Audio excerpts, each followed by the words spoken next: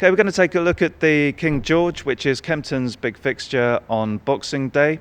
Dynast and Simon Sig are currently the pretty much sort of around about 5-1 joint favourites heading the market for this race. Actually, interestingly, they're also the similar sort of price for the Paddy Power Gold Cup. Of those two, Catherine, which one would you prefer? Well, I actually quite fancy Dynast for the King George. Obviously, it's hard to say who's going to line up at this stage. Dynast actually surprised me at Aintree. I didn't have him down as a 3-miler. Obviously, at Aintree, the 3 miles is going to be a lot easier to get than it is round here. But you cannot fail to be impressed with what he did. He's second in the Deuce, and when you actually go back and look at it, he was actually a sick horse. So you have to give him credit for that. I think if you're looking at with the weather that we're likely to get going into Christmas, you'd think that 3 miles on soft, heavy ground at Kempton is going to be right up his street. He is only a 7-year-old. I still can't quite see him getting an attritional 3-mile 2 round here, sort of in terms of a Gold Cup. Obviously, the horse that's expected to line up at Christmas, as he always does, is the dual winner Long Run. Sadly, I think that even though Long Run is one of the most bravest and consistent horses that we've seen in National Hunt racing for a long time, I think he is slightly regressing. Another horse I do have in my mind for this would be First Lieutenant. Obviously, winner of the Betfair Bowl at Aintree. God only knows why he didn't run in the Gold Cup here. I think he would have been in with a shout. Don't think he would have beaten Bobsworth, but he would have finished place for sure. Kempton would suit. So at the moment, obviously, it's hard to call, but Dynast and First Lieutenant for me. Thank you. Alpha Off missed out on the King George last year. It's kind of a big season for Nichols, going to try and attempt to wrestle that champion crown back from Nicky Henderson. How do you rate Alpha Off's chances in this, Dan? Yeah, I think in relation to Nichols and the champion train, I think he's got no chance in that, to be honest. I think he might struggle to finish second. But in relation to Alpha Off, that's his leading light now. If you look at the changes in the backroom staff at Ditchy, you've got Dan Skelton who's left, you've got Ruby Walsh who's left to go back to William Mulland, you've got Darryl Jacob coming in, and no disrespect to Darryl, but he's no Ruby. So it's going to be a big year for Paul Nichols, and Alpha Off is leading light. I think it's in relation to a horse being scrubbed off. If you go earlier in Invictus, I don't think it's necessarily a bad thing. If you spot the injury straight away and then just scrub them off and give them as much time as they needed to come back, and I think that could be beneficial to a horse's chance, and there's no reason why not. He can't come back to be as good as he was. If you look at last season in the Paddy Power, I think you could pick him out a long way from home, revelling in the mud. I think even if he relishes the hill here, he's shown in the Supreme in the Paddy Power Gold Cup. He's not short of speed, but he doesn't look as though he's stopping at any points he crosses over the line. So a flat 3-mile track, I know people turn around and say Kempton's a bit stiffer than it looks, which I can understand that point of view. But if he's going to get 3 miles, it's going to be the King George. I know Catherine's very dismissive about Long One. I think last year once Sam really cornered his other half had knocked out a Spog. I think his confidence just increased massively. I think you changed your opinion on Long Run and riding tactics during the year. It wasn't the riding tactics or Long Run in particular. I changed my opinion on Sam Whaley Corn. I thought he's chalk and cheese from the first half of the year to the second half of the year. You look at the ride on Majani Express in the novices handicap chase, and you're thinking, normally you wouldn't be too sure about him. One, putting the horse in the right place, one, seeing the stride. You just have to look at him with Johnny Express and compare that to Frisco Depot and the Hennessy. Chalk and cheese, like I say. I think it's a big thing. You look at confidence. Obviously, everything's right at home and everything. He's on top of the world, and the confidence is a big factor for a jockey. I know people say it's only a few pounds between the best and the worst, but I'm not sold on that idea neither. So I think Long One's got every chance. He loves Kempton. It's going to be his Gold Cup. If you look at the way that it's the target in the season, Charlie Hall, and then they might look at the Betfair, but it depends on the way the course is going to be right there. And like I say, the BL and end all for a Long Run this year is going to be King George. So there'll be me two, which you're picking out right about now. Thank you for that, Dan. Q-Card is a horse that I like, and just get the feeling that he might progress over the longer distances this year, and a race like the King George could suit him. How do you rate his chances, Rory?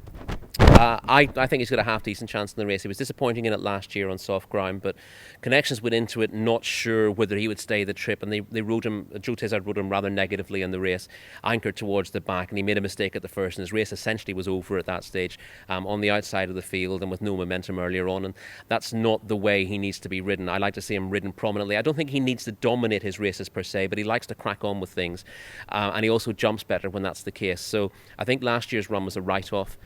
If it became a bog again, as it was last year, then you want something that sees the 3 miles out thoroughly, and that would be a question mark for him. But I think a dead 3 miles in good ground is within his scope, and he showed last year with his win here in the Ryanair and his run at Aintree afterwards that he really is a class act.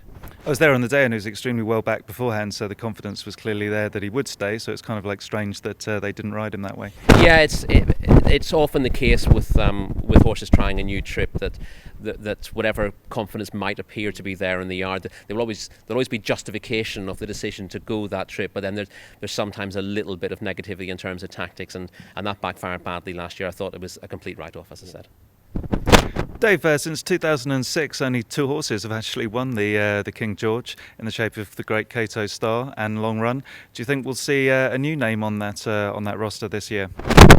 No, I don't. I think Long Run will win it again for a third time. I think listening to Robert Wadley-Cohen the other day on at the races, from what he was saying with Long Run, I think he knows that the horse has possibly lost a yard of pace again this year, and from if you're reading between the lines, they would love to win a third King George, and that was the target. So as such, that will be his target race this year. I think anything else that he does on top of that, great. But I don't think he'll win a Gold Cup, and I think they will aim him once more at winning a third King George. I think they'd absolutely love to do that. I think Kempton's his track. As you say, it's amazing the number of times the horses come back and run well again in the race, and I'm absolutely certain the Betfair Chase, and then that will be on the agenda for him again. Ground should be spot on for him. It's always on the soft side come Kempton, even though Kempton takes the rein really well. So I think it's Long Runs again for me. And Q-Card, would you see him doing better than the performance last year? I can only sort of echo what Rory has said. I know it's a horse that we've discussed on many an occasion. If you're going to experiment with a horse, which they were doing to a point with Q-Card last year, as Rory quite rightly says, you ride it as if you were convinced that the experiment is going to work. And last year they're faffing around with him at the start, and you knew, as Rory says, within sort of 2 fences, the experiment wasn't going to work. If he's ridden far more positively this year, which is the way to ride Q-Card, then he's got every chance of staying the 3 miles. We've seen over the years many a 2 miler and 2.5 miler get a 3 mile around Kempton. Nicky Henderson says it's a 9 iron round there, and you know what he means by that. And I would agree. I think Q-Card is one with a very live chance in the race. Okay, so 2 selections, gentlemen, for the feature race on Boxing Day at Kempton. We haven't mentioned Alpha Off yet, and I think he's the horse is overpriced for it at this stage. Whatever wins the Paddy Power will be favourite by default if either Dynast or Simon Sigg turn up. And Simon Sigg, for me, is the more likely the pair. For all Dynast was impressive in the Feltham last year. He's a horse I have a bit of a blind spot for because he's so much like Grand Cru, and I can't be sure whether I'm making judgments on Dynast or Grand Cru, whether I'm simply reading Grand Cru again. So I admit I've got a blind spot with him. I'd have thought 3 miles at Kempton would just about suit Simon Sigg, and he's obviously going to be campaign for the race, and I can see him being favourite on the day. But I thought the price on Alpha Off, who's trading around 12 to 1 or 14 to 1 at the moment, is crazy. He'll be aimed at the race. It'll be his starting point for the season. He was second favourite for it, and a strong second favourite for it before he got injured. Before injury intervened, and as long as he comes back from that, and all the signs seem to be very positive so far, he just looks massively overpriced. A Long Run for you as your main selection, Dave, but what would be your danger? I actually think Dynast might be the danger to him. I think 3 miles around Kempton, again, that might be his thing. I don't think a Gold Cup round here. I can't see Dynast winning a Gold Cup, and 3 miles around Kempton. As Rory says, you're almost looking at a mirror image of everything with Grand Cru, which is a slight worry, but I do think 3 miles around Kempton will suit, and that'll be his target. Thank you, gentlemen. Moving on to the King George, Christmas really not that far away now. Would you be taking any money on that race at this stage? Again, no. We would. It would be a bit once we get into the sort of season proper until again for the punters, for the customers and whatever. It's as important to them not to throw their money away on horses that may or may not target. Need some form to go on. Well, absolutely, you need some form to go on, and you need to know have some idea of what individual horses' targets are. I mean, who's going to run in the King George? Of course, we know that there will be a couple of horses like Long Run, etc. will contest the race. But right now it's an unknown. There's a lot of unknown quantities, even although it's a conditions race, and so therefore we have a sort of harder and faster market on that, if you like. Right now, obviously we've got Simonsig and Dean Ast will sort of head the market on that, and then they'll be followed up by horses like Long Run and Silviano Conti if he runs, then all these horses. So basically, those two horses, Dean Ast and particularly Simonsig, will determine the market. Unusually in a way that the Paddy Power could actually be a guide to the King George, because the same two are actually pretty much joint favourites for the Paddy Power, aren't they? Yeah, well, the problem is this year, I mean, you've got a lot of polarisation of racing these days. If you've got you've got two very powerful stables. They show a strong tendency not to compete their horses against each other. Now, that's not good for racing. That's definitively not good for jump racing. It's their choice, and they will persuade their owners, don't run, say, Simonsig up against Sprinter Sacra. We're just not likely to see that, because Nicky is obviously going to persuade the individual owners not to run them up against each other and persuade them, you can win this race, you can take the King George, and we'll have the Hennessy sort of style.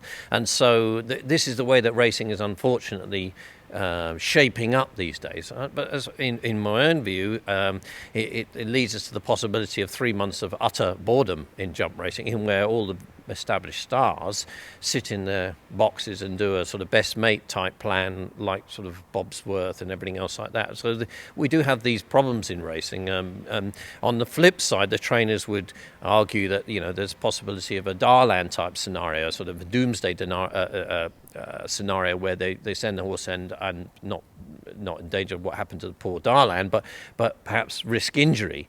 And with many powerful and wealthy owners in jump racing these days, targeting has become much more of a feature. And the Nicky Henderson Bobsworth route might persuade more trainers to... Sort of campaigned at the start of the season and the end of the season with not much in the middle. Correct. Campaigned in November. Campaign as in one race, and then put away in its box for 4 months, and then brought out again for another race. Well, will there be a tendency amongst other top trainers to go by the same route? We hope not, because it's boring. It's all very well sort of, having this end of season bash, which Cheltenham is, but if there's nothing in the middle, well, how's that good for racing?